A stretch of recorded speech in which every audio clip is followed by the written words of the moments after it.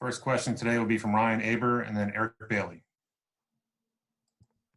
Yeah, Alex, when you look at the last couple of years, and I know this defense isn't probably where you want it to be yet, but what's the biggest challenge of building a defense at a place like Oklahoma when you look at the offensive success that they've had and the perception of things here? Yeah, I mean, there's obviously a number of things, and there's a challenge. I mean, you can be 5 years in this thing, and obviously you still have challenges because there's a new group of guys, new challenges each week in terms of who you play. So there's never that moment, and you can use any defense. And there's probably some that you immediately think of, just as I do, that consistently do it on a year in and year out basis, relatively speaking, across college football. And even then, there's obviously challenges. But no, it's several. I think I'll say it. The uniqueness of it was when one side of the ball is not having success from a statistical standpoint, but yet as a program you're having elite success. And so there's a dynamic there that's most places don't have, where you can circle again from a statistical standpoint, one that's on an elite level, another that obviously needs improvement.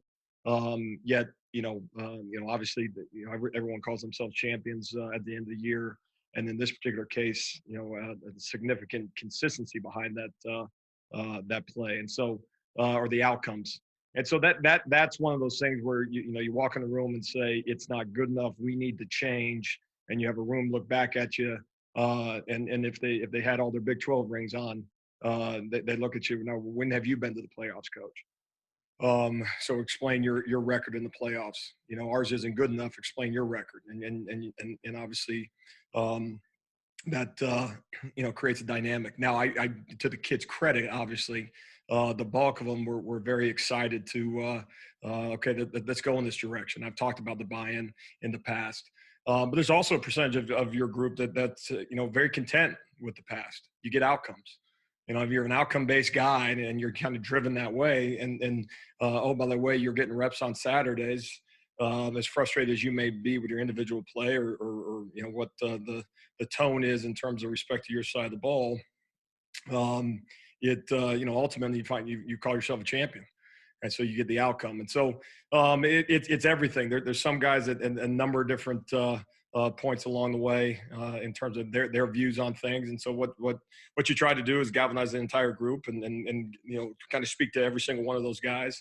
But ultimately, you say, if we don't score touchdowns, if we're not responsible for the points and yards on the offensive side of the ball, we got to serve a purpose. Our performance matters, and ultimately you find that group of guys that believe in that message and continue to hammer it. So and that's just one thing. I have a laundry list, but no, that's one of the things that kind of comes to mind.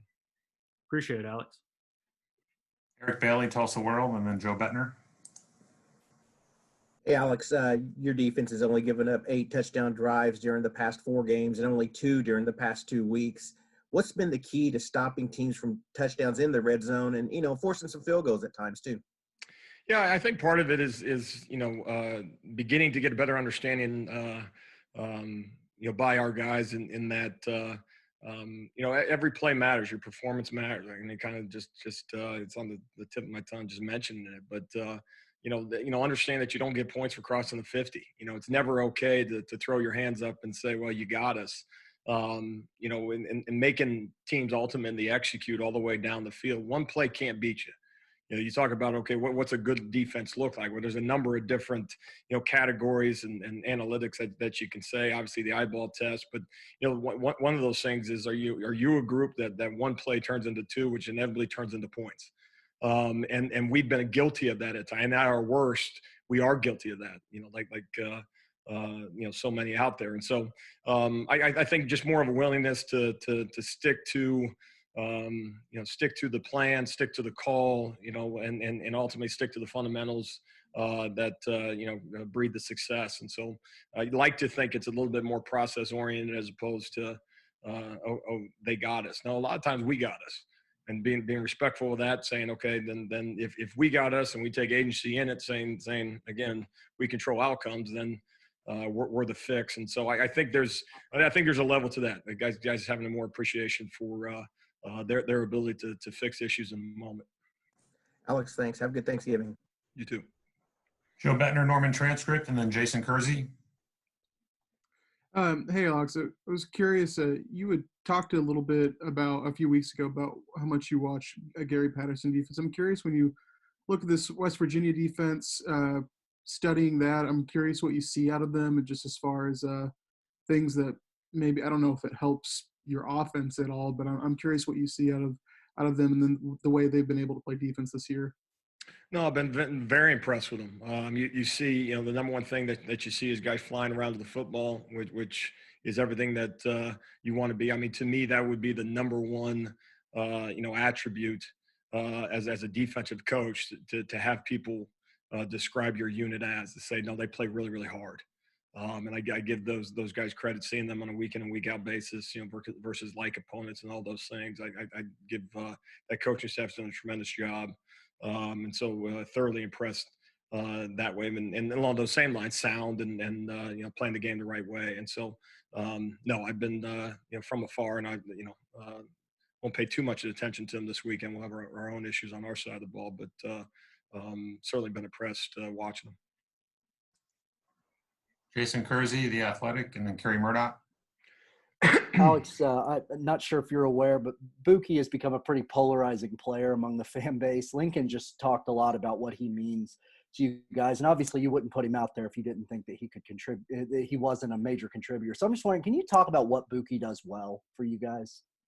Yeah, like several of our guys. I mean, no one's without their flaws. I mean, from a knowledge standpoint, extremely smart, intelligent, and understanding our defense.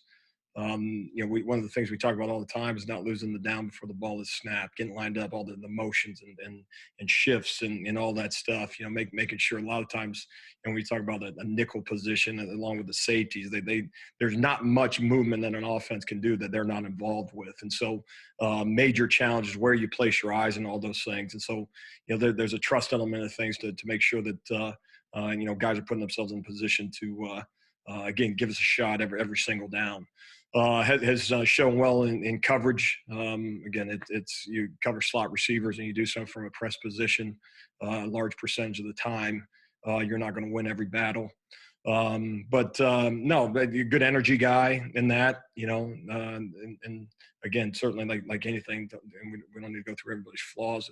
I got plenty of my own, but on the same token, I had a poor play last week in terms of an emotional deal that's going to cost him because it cost us. And so there's ramifications for that, and we handle that and move on. But there's certainly a guy that's played a lot of football here at Oklahoma and has made plays for us in the past. Thanks, Alex. Okay, Kerry Murdoch, Sooner Scoop, and then John Hoover. Alex, it's becoming more and more apparent that you've got young guys that are, contributing for you. I'm curious, kind of going back to when you first took over at Oklahoma, getting that first class of guys, and you had guys like Agwebu and LaRon Stokes and Woody Washington. What did it do kind of having Lincoln Riley in, his position, kind of cross-recruiting offense and defense, and what does it kind of mean for your team to have a head coach like that puts such an emphasis on recruiting, even though he's the offensive coordinator to help you with defense? Yeah, I mean, I think that speaks, very highly of the elite coaches in the country, where they may have involvement at some point. You're an offensive guy or a defensive guy, and obviously in coach's case, still calling the offense, but have an understanding to build a program that I know he sold to me. And this coaching staff, and one he sells to our guys every single day, is one that is not lopsided on one particular side of the football. I mean, it took to win a consistent level at some point. We've talked about complementary football in the past, and so making sure that obviously the personnel is right is part of it, and then the other side of it is the developmental side. And so all those guys that you mentioned, we've as a defensive staff had a chance to, I guess Awebu was the one that hadn't signed. Mm-hmm. Had a chance to evaluate him, but other than that, have brought in one signing class, and so that's part of it. But in addition to that, it's the development of the guys that were in the program. But that group that were freshmen that first year with us, what they saw in terms of the transition, I mean, it's a combination. They had a chance to see some older guys that played around here and said, okay, I want to do it like that. But at the same token, they saw guys that say, wait, they've been playing around here. Why would I want to do it that way? And then the same token, you got a coaching staff selling a certain philosophy. And so that was a, kind of a unique, they may not have some of the, quote unquote baggage of some other guys or scars and some of those things, but, and that's what that creates. Why that class is so important is because you're their only position coach. You're the only guy that's ever coached them in college. And so they're wide-eyed coming in as freshmen. They don't know any other way. And so that's a group that's important that you kind of get on your side very early on, their belief, because you may have to sell to the older guys a little bit longer because I say baggage. That's they just come with experience brings. They may have a couple position coaches over the course of their career. They've been in the fire. Maybe it didn't go well. That new to them might mean less playing time, and new to them might be new position, all that stuff. So those early groups, anytime you kind of have a transition, are critical for you. Thanks, Alex. John Hoover, SI Sooners, and then Brandon Drum. Hey, Alex. In regard to the first quarter and the third quarter, the way you guys start games, I asked Lincoln about it yesterday. He said it was obviously his amazing pregame speeches and halftime speeches, jokingly, of course. Sure. But in terms of the fast start, especially defensively, 17 points in the first quarter, 24 in the third quarter. What do you guys do to get those guys to play at that level that early in the game, whether it's practice, planning, the game plan itself, or maybe halftime adjustments? What all goes into that? Yeah, I mean, I don't think there's one thing that you circle and because if you could, you do the same thing right at the end of the third quarter, because that's something that I'd like to say we're getting better at, but something that has really affected our year is the inability to finish as well as we need to in the fourth. But I think part of it is obviously you sell the guys on a fast start, but we also sell them on a finish. So if you want to take credit as a coach, you got to take credit on both sides of it. Failing in one respect and doing an okay job in the other. But I think one from a practice standpoint, we do structure it so that we can kind of come out of the gate fast. We don't kind of ease into practice. It's stretch, then we're immediately into, for instance, defensively. It's right after stretch we go right to goal line. So it's not touch your toes and I'll kind of get loose, and 20 minutes into this thing, then we'll get this thing cranked up. And so, I mean, there are things that you do. And that's one of the things that we do. Does that contribute? Like that's why you do it.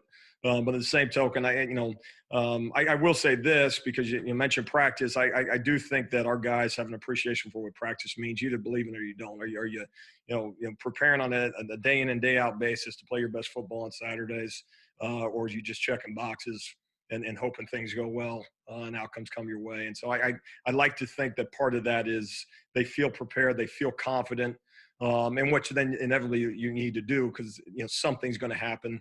The play is not going to go your way. A drive, a couple drives, and this is the thing that we talk to the guys all about in terms of the only thing promised on game day is adversity. You don't know what else is going to happen, but that's going to happen, and how you respond to it and some of those things. And part of that, because the first quarters have not gone without adversity. Things have happened. Texas Tech, if memory serves me, scored on the first possession. Now what?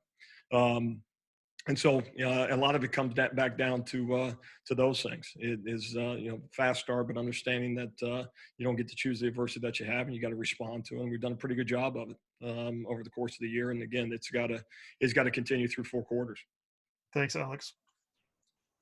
Quick note for the next question, just some quick research there while Alex was answering. OU has not given up any third quarter points over the last 5 games. Let's go to Brandon Drum and then Keegan Renault. Yeah, Alex, without getting too in depth, the way you guys have played on national television defensively the last several weeks, how has that impacted, I guess, on the recruiting trail? Have you seen it easier as far as selling your scheme to prospective student athletes? Yeah, I think it's evidence-based. I mean, guys want to see, some of the things that you're talking about. I think, when you talk to them about, a defensive front, for instance, you talk about being a single gap defense. And okay, what's that mean? And we play in the gaps. We don't play in the men. Okay, great. And you give them numbers, and numbers can drive a story. Obviously but also, it's the eye test. I think, you hope that, certainly guys tune in for at least a portion of it. It's also a respect for the fact that, talking to the national media every week, we talk about those nationally televised games. I have a chance to visit with those individuals that are broadcasting those games. There's a narrative about Oklahoma defense. We can pretend like there's not. And so that is something that we're going to battle until we change it. And so how do you change it? You change it one play at a time, one drive at a time. One quarter, one half, one game, so on and so forth. And so and you do those things obviously for your current roster because you want to have a successful 2020 and max out everything that you got for this particular year. But there's impact. They're watching. They read a lot more than we as coaches read, oftentimes. And so, no, when you can do it on display, on like you said, on national television, as we told our players this past weekend, the eyes of college football were on us. And when we communicated with them, it was the eyes will be on us on Saturday night. What a tremendous, how blessed we are to be in that situation. But there's a ramification whether you play well or play poorly, from a recruiting standpoint, always, and in various degrees. You never want to say, well, okay, if we play well once, all of a sudden it's the story's different. But no, you just keep stacking it. Keep. Are we spinning a tale? Or are we putting together everything that is there substance behind us? And that's one of the things that I think we've talked about, before is anybody can be a salesman. The fun part is when you have substance behind the things that you're selling, and some proof of kind of what you are and ultimately what you think you can be. Thanks, Alex. Okay, a couple more here. Keegan Renault, Sooners Wire, and then Lee Benson. Yeah, Alex, I know you spent 1 year at Ohio State, but I don't, not dismissing any of the talent that you had at Washington State or anything, but obviously you have a lot more talent to work with here at Oklahoma. Are you doing things differently than maybe you did at Washington State with the talent that you have at Oklahoma? And how does that change maybe your philosophy on how you're approaching, coaching defense and scheming up defense at Oklahoma? Yeah, no, it's probably more similar. And then part of that is just, what's the structure of your defense? Does it have to be 3 down, 4 down? And we base this package out of the idea that we could be either, right? And that's the idea of being, multiple. Are you covering grass or are you covering men? And that's a philosophy, and you just got to make a decision. You can do a little bit of both, but can you get good at both? And so, one of the things that, again, going back to the time of Washington State was we want to take away space. And so we're not going to cover grass, we're going to cover men. And that's an aggressive approach in the secondary. Are you going to play in the men in the front or are you going to play in the gaps? Again, how do you want to do it? Again, out of what front? Do you want to do it blitzing? Do you want to do it with 4 down, so on and so forth? No, we said we want to create negative plays and we want to do it in our front. So the core philosophy in terms of the defense is not, what coverage do we run the most. But with that, what coverages, we're running, if you took a guy off our defenses at Washington State, they'd probably laugh if they showed up to practice, and they'd probably jump right into it, which it's designed to be that way, so you can get the cumulative impact. So a guy that was a starter, played last year for us, walks into a Tuesday practice today, and week 9 of his second year, despite not an off season, and it's not a new install. And so we designed it that way. But point being is, can you, if you can get pressure with 4, does that, give you an opportunity to maybe look at some things on the back end in terms of, coverages and those things. And that's more based less on, the particular school that you're at, but that's your current roster, and every week kind of, dictates whether or not, some of those things that can take place. Now, certainly, it's an expectation at Oklahoma that we have elite talent. The expectation here, you mentioned Ohio State, and it's the expectation on a year in, year out basis that you produce NFL talent. It's been done at an elite level on the offensive side of the ball, and we take that very serious on our side of the ball. And that's recruiting guys with speed potential, size potential, and the ability to play this game, and developing them at an elite level. And so ultimately, to comparing schools and all that, it's going to come down to our development as coaches. Coach Wiley does a phenomenal job in the weight room. For us to feel that real impact, we got to be great developers here, and that is something that we're working towards. Thanks, Alex. Sure. Okay, time for one last one from Lee Benson, KWTV. Coach Jared Davies, I may be wrong about this, but I'd say quietly had a really nice year, and West Virginia's passing offense has been next to you all. It's been the best of the Big 12. So I'm just curious on tape, who does he compare to the other quarterbacks you all have faced in that passing attack? How would you kind of compare it to what you've seen so far this year? Yeah, I think hard to compare to a specific individual, but very, very efficient in the passing game. You see his completion percentage does so at a very elite clip. I mean, you don't see him force balls into coverage, whether mans or zones. Very confident in terms of where he's directing the football. You don't see, some guys, if there's pressure in his face, he performs a certain way, or if he sees man coverage, he performs a certain way. Just a real consistent, guy that way in terms of nothing seems to rattle him. Finds access when he needs access. Whereas a tailback coming out of the backfield, will challenge you in the vertical passing game when he finds the matchup. They do a great job, as so many of these guys do in their passing game. 5 guys out in coverage, or 5 guys out in routes, which stresses you in coverage. And he does a great job of finding the open one. So no, I think his stats, to your point, I think his stats really speak to the year that he's had, and is going to be awfully tough for us on Saturday.